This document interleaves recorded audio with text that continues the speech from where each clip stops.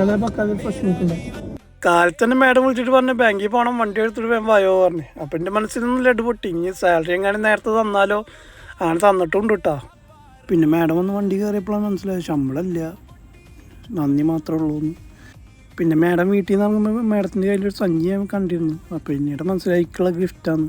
ഒരു റേഡിയോ കിട്ടി. എന്തായാലും നാട്ടിൽ പോകുമ്പോൾ ഉപ്പാക്ക് കൊടുക്കാം, ഉപ്പയുടെ കടയിലും വെക്കാം. അങ്ങനെയൊക്കെ കഴിഞ്ഞ് വീട്ടിലെത്തി. അടുത്ത പണി എക്കോറിയും ക്ലീൻ ആക്കാണ്ടായിരുന്നു. അപ്പോൾ അത് ക്ലീൻ ആക്കാൻ നിന്ന്. പിന്നെ സോപ്പൊക്കെ ഇട്ടിട്ടാണ് കഴുകിയത്. കുഴപ്പമൊന്നുമില്ല, മീൻ ജീവൻ കൊടുക്കുന്നുണ്ട്, കുഴപ്പമൊന്നുമില്ല. പിന്നെ എൻ്റെ വീഡിയോയിൽ ഒരുപാട് അപാകതകളൊക്കെ ഉണ്ടെന്ന് എനിക്കറിയാം. ഇൻഷാ അല്ലാഹ് ഒക്കെ പരിഹരിക്കും.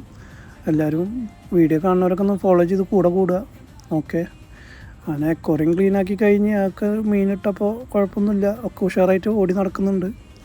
അത് കഴിഞ്ഞ് നമ്മൾ പുതിയ ഡ്രൈവർ ലൈസൻസ് എടുക്കാൻ കൊടുത്തിട്ടുണ്ടായിരുന്നു. അപ്പോൾ അവനെ എടുക്കാൻ വേണ്ടിയിട്ട് ടൗണിൽ പോകണ്ടായിരുന്നു. അവൻ്റെ ഡ്രൈവിംഗ് ക്ലാസ് കഴിഞ്ഞ് വന്നിട്ടുണ്ടായിരുന്നു. അപ്പോൾ അവന് വേണ്ടി ടൗണിൽ പോയി. അവനെടുത്ത് വരുന്ന വഴിക്ക് തന്നെ അവിടെ അപ്പുറത്തൊരു കഫ്റ്റേരിയ ഉണ്ടായിരുന്നു. അവിടെ കയറി ചായ കുടിച്ച്. കഫ്റ്റേരിയ എവിടെ കണ്ടാലും ഞാൻ വെറുതെ പോവില്ല, കാരണം അവിടെ കയറി ചായ കുടിച്ചിട്ടേ പോവും.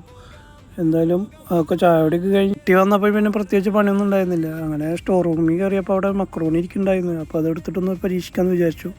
മക്രോണി ഉണ്ടാക്കാമെന്ന് വിചാരിച്ചു. അത് നല്ല വൃത്തിക്ക് മൂഞ്ചിപ്പോയി. സംഭവം പാളിപ്പോയാലും കുഴപ്പമുണ്ടായില്ല. ഏസർ പണിക്കാർ വന്നിട്ടുണ്ടായിരുന്നു. അപ്പോൾ അവർക്കും കുറച്ച് കൊടുത്ത് പിന്നെ കൃഷ്ണേട്ടൻ ഞാനും കൂടി ആഞ്ഞു പിടിച്ചാണ്ട് തീർത്ത്.